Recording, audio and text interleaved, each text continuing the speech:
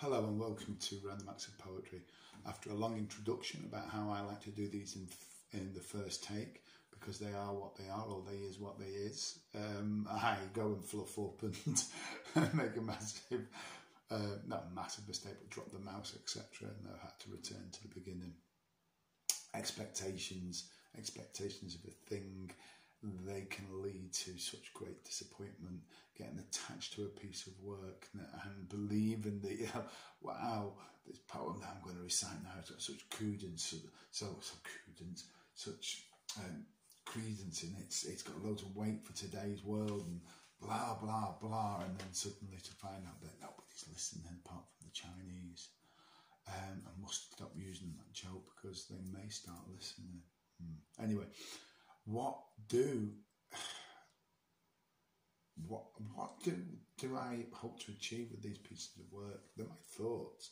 I collect ideas, I go on adventures, I meet people, and I kind of spool together things to make into stories and poems and lessons. I teach Kung Fu, and I have to stumble my way through a macho world of brawlers and fighters, and preach an art of non-violence, partly because of the skill set that I believe I've got is so final.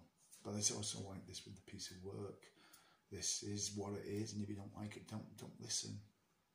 I'm sure that I'm not sure of anything, to be honest with you, but when Dylan Thomas started out recording his work on the new medium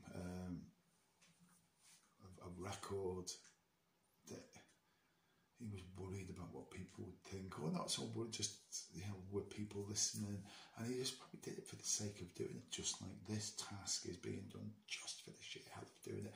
And that's the point. People ask me, we're looking for approval, and what do you think of this painting, what do you think of this piece of work, and it's not what I think that matters, it's what you think of your work that truly matters. So there you go, that's your story and that's your journey, and this is my idea behind that. And yes, it's from ideas that I've come across and spewed into my own little poem. The evolution of a dead person. We don't like to talk about it, really.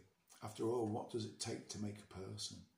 To identify with a lump of flesh and bone that's only possible chance of survival is a fragile reliance upon respiration. Sentience, personality, a charm. What is it that releases us from objectivity, presenting a charismatic appeal to this or that, liking or dissing, reaching and aspiring, hoping to be witnessed, remembered long enough to die 3 times. Once you recognise your own mortality, that's the first time. The death of the ego, perhaps.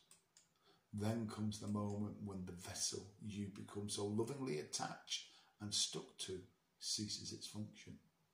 It can no longer maintain the energy for the cells to thrive. Finally, the legacy left trailing in your wake, the works and messages left behind as the conscious mind fades into distant shades of memory, never to be born again after the last lips pass on your name. Farewell.